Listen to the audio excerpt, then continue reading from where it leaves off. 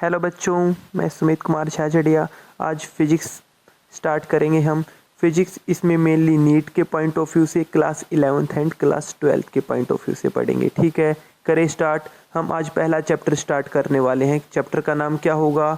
Kinematics होगा। समझ में आ रहा है? सबसे पहले आप सभी बच्चों को पता होना चाहिए कि काइनेमेटिक्स होता क्या है। हम मोशन की स्टडी करते हैं बिना फोर्स को कंसीडर किए हुए, उसको हम क्या कहेंगे? काइनेमेटिक्स। मतलब इसमें हम मोशन की तो बात करेंगे, बॉडी मूवमेंट तो करेगी लेकिन बिना फोर्स की स्टडी किए हुए। समझ में आ रहा है? हम इसमें फोर्स को काउंट नहीं करेंगे। फोर्स की बात हम नेक्स्ट चैप्टर में करेंगे। इस चैप्टर में फोर्स की बात नहीं होगी, इस चीज़ को आप ध्यान में रखना। मोशन की बात तो होगी लेकिन किसकी बात नहीं होगी? फोर्स की बात नहीं होगी। ठीक है, चलें आगे। चलो चलते हैं। अब दो चीज़ें होती हैं, एक होती है बॉडी मोशन में, दूसरी बॉडी होती है रेस्ट में। तो सर ये मोशन क्या होता है और रेस्ट क्या होता है? मान लो कोई भी बॉडी एक पॉइंट पर है, मान लो ए पॉइंट पर है, टी टाइम बाद, मान लो अब टाइम है T1, T2 टाइम मतलब अब से कुछ देर बाद, ठीक है, वो बॉडी वहीं की वहीं रहती है, मतलब उस बॉडी की पोजीशन चेंज नहीं होती है टाइम के साथ। That is called rest. तो वो बॉडी को हम क्या कहेंगे? ये बॉडी कहाँ है? रेस्ट पर है। मान लो बॉडी अभी एक पॉइंट पर है, एक पोजीशन पर है, बॉडी एक पॉइंट से दूसरे पॉइंट पर चली जाती है, मतलब बॉडी की पोजीशन क्या हो जाती है? चेंज हो जाती है टाइम के साथ। तो हम क्या कहेंगे? बॉडी कहाँ है? मोशन में है। समझ में आ रहा है? मैंने क्या बताया बच्चों? मैंने सिंपल सा बताया है कि कोई भी बॉडी अपनी पोजीशन चेंज नहीं करती है टाइम के साथ। कोई भी बॉडी अपनी पोजीशन चेंज नहीं करती है टाइम के साथ, तो वो बॉडी क्या कहलाएगी? रेस्ट में कहलाएगी। यदि कोई भी बॉडी अपनी मोशन, उस बॉडी को हम जब कहेंगे जब वो अपनी पोजीशन यानी मतलब एक जगह से दूसरी जगह चली जाती है एक फिक्स टाइम में, that body is in motion. समझ में आ रहा है? मोशन और रेस्ट बच्चों दो रिलेटिव टर्म है। क्या है? मोशन और रेस्ट दो रिलेटिव टर्म है। सर सब समझ में आ गया, पर यह समझ में नहीं आया कि ये रिलेटिव टर्म क्या होते हैं। रिलेटिव टर्म मतलब एक के कंपेयर में। मान लो क्लास में 3 बच्चे हैं, एक बच्चे के आए क्लास में 96%, एक बच्चे के आए क्लास में 70%, एक बच्चे के आए क्लास में 60%। अब हम 60 और 70 वाले का कंपेयर करते हैं तो 70 वाला क्या होगा? होशियार होगा, और 60 वाला क्या होगा? रद्दी होगा। किसके कंपेयर में? 70 वाले के कंपेयर में।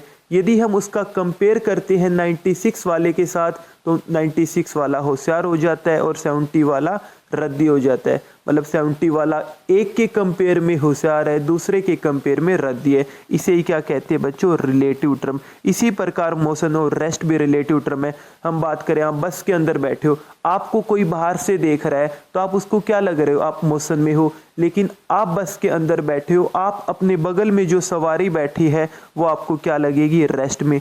लेकिन वो नीचे जो खड़ा होके देख रहा है उसको वो क्या लग रही है?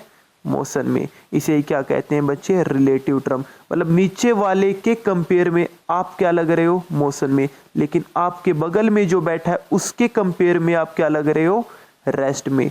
That is called relative term. मतलब फ्रेम ऑफ रेफरेंस, मतलब आपने किस चीज का रेफरेंस लिया है? नीचे है उसका लिया है तो आप मोशन में हो, आप बस के बगल वाली सवारी का फ्रेम ऑफ रेफरेंस ले रहे हो तो आप रेस्ट में हो। समझ में आ गया?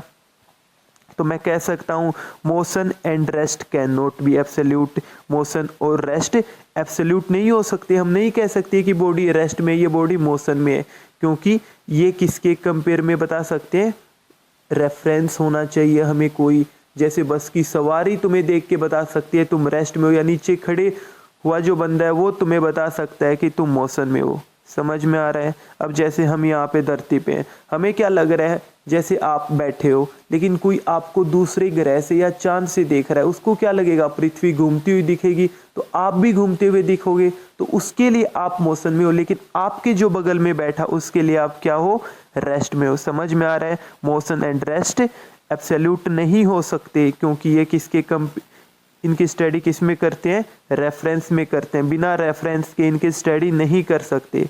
ठीक है बच्चों, समझ में आ गया मोशन क्या होता है, रेस्ट क्या होता है?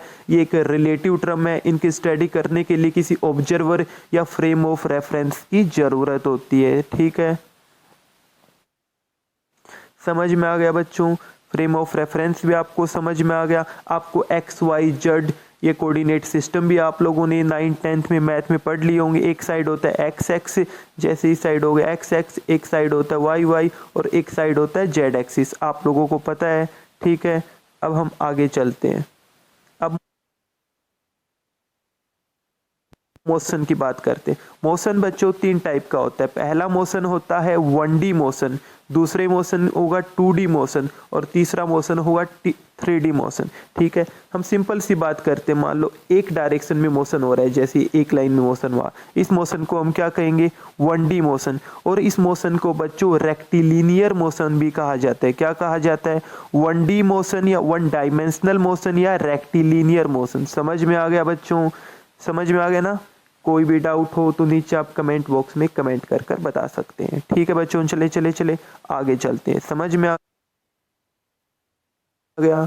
मतलब मैं सिंपल बात करूं, स्ट्रेट लाइन में मोशन होगा, समझ में आ गया, उसको 1D मोशन में उसको 1D या 1 डायमेंशनल मोशन कहा जाएगा। यही नीचे लिखा गया, उसे रेक्टिलिनियर मोशन भी कहा जाता है। जैसे एक डायरेक्शन में, मतलब क्या तो एक्स एक्सिस में एक डायरेक्शन में हो सकता है या वाई वाई में एक डायरेक्शन में हो सकता है। ऐसा नहीं होगा कि एक्स में भी मूवमेंट कर रही है बॉडी, वाई में भी मूवमेंट कर रही है, सिर्फ एक डायरेक्शन में ही मूवमेंट होगी। क्या तो एक्स एक्सिस में मूवमेंट होगी या वाई एक्सिस में मूवमेंट होगी। समझ में आ रहा है?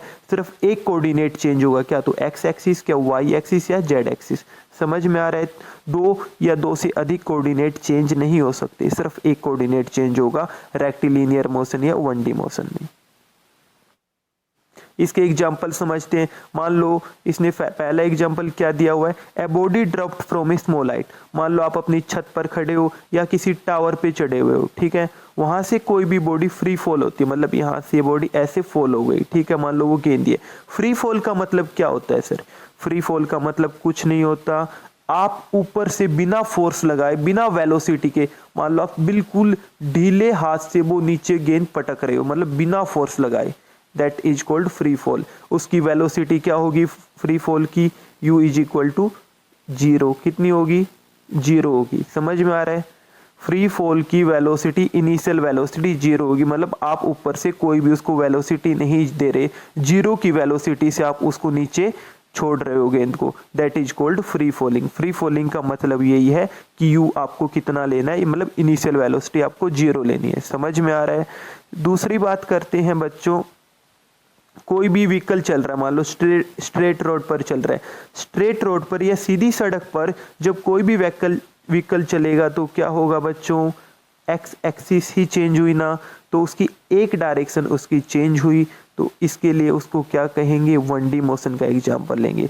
या कोई भी ट्रेन सीधे ट्रैक पर चल रही है, स्ट्रेट ट्रैक पर, तो उसमें भी उसकी क्या होगी? एक डायरेक्शन चेंज होगी, that motion is called 1D motion. समझ में आया बच्चों? कोई डाउट हो तो आप बताओ। नहीं है डाउट? चलें आगे। चलो, उसके बाद में बच्चों बात करते हैं 2D मोशन की। 2D मोशन को 2 डायमेंशनल मोशन भी कहा जाता है या मोशन इन ए प्लेन भी कहा जाता है। प्लेन क्यों? मान लो आपकी ये पूरी एक पेज है, इसमें ये पूरा प्लेन पेज होगा, इसमें एक तो x हो गया, y हो गया, तो ये पूरा प्लेन है, इसमें क्या होगा? x भी चेंज होगा, y भी चेंज होगा। इस टाइप के मोशन को क्या कहेंगे? 2D मोशन कहेंगे। मतलब 2 डायरेक्शन चेंज हो एक साथ, that motion is called 2D motion. समझ में आ रहा है आपको? अब बात करते हैं इनके एग्जाम्पल की। मान लो आप कैरम बोर्ड खेलते हो। कैरम बोर्ड क्या होता है? आपकी जैसी ये स्क्रीन दिख रही है या आपका ये जो पेज दिख रहा है, इस टाइप का ही वो होता है। आप एक साइड से खेलते हो तो किस टाइप से जाती है? ऐसे जाती है, मूवमेंट होती है, ऐसे मूवमेंट होती है। तो आपकी एक से ज़्यादा डायरेक्शन चेंज हुई या नहीं हुई? तो आप जो कैरम बोर्ड में जो क्वीन का आप मोशन देखोगे वो क्या होगा? 2D मोशन का एग्जाम्पल है। फिर बात करते हैं बच्चों प्रोजेक्टाइल मोशन। प्रोजेक्टाइल मोशन क्या होता है? मान लो आपने यहाँ से गेंद छोड़ी, इस टाइप की जो मूवमेंट होगी that is called projectile movement. मतलब एक डायरेक्शन से इस टाइप की मूवमेंट को हम प्रोजेक्टाइल मोशन कहेंगे। इसमें भी दो डायरेक्शन चेंज हो रही है, इस साइड तो एक्स एक्सिस चेंज हो रही है, उस साइड वाई एक्सिस चेंज हो रही है, मतलब इस साइड भी मूवमेंट हो रही है, साथ के साथ ऊपर भी मूवमेंट हो रही है, दो डायरेक्शन चेंज हो रही है, तो इस मोशन को हम क्या कहेंगे बच्चों, 2D मोशन। इसी प्रकार सर्कुलर मोशन, यहाँ से हमने मूवमेंट स्टार्ट करी तो आप देखते हो यहाँ इस साइड भी मूवमेंट हुई और ऊपर की साइड भी मूवमेंट हुई, एक्स एक्सिस भी चेंज हुई और वाई एक्सिस भी चेंज हुई। इस टाइप की मोशन को हम क्या कहेंगे, सर्कुलर मोशन, प्रोजेक्टाइल मोशन, या जो कैरम बोर्ड में जो मोशन होता है क्वीन का। ये तीनों किसके एग्जाम्पल हैं बच्चों, बताओ बच्चों, 2D के एग्जाम्पल है। समझ में आ रहा है। अब हम बात करते हैं बच्चों 3D मोशन की। 3D को हम 3 डायमेंशनल मोशन भी कहते हैं या मोशन इन स्पेस। आप देखते हो एरोप्लेन जाती है, एरोप्लेन जाएगी तो ऐसे जाएगी, उसमें एक्स एक्सिस ये भी चेंज होगा, ऊपर का वाई भी चेंज होगा और वो इस डायरेक्शन में भी जाएगी, 3D मोशन। समझ में आ रहा है। तो वो किसका एग्जाम्पल है, 3D मोशन का। समझ में आ गया, मतलब एक्स एक्सिस भी चेंज होगी, वाई एक्सिस भी चेंज होगी और जेड एक्सिस भी, मतलब तीनों कोऑर्डिनेशन चेंज होंगे। दैट मोशन इज कॉल्ड, बता बच्चों, 3D motion. Example, motion in a plane, motion of birds, motion of kite. आप एरोप्लेन का मोशन देख लीजिए, आप पक्षियों का मोशन देख लीजिए, आप पतंग का मोशन देख लीजिए, तीनों का मोशन किसका एग्जाम्पल है बच्चों, 3D मोशन का है। समझ में आ रहा है।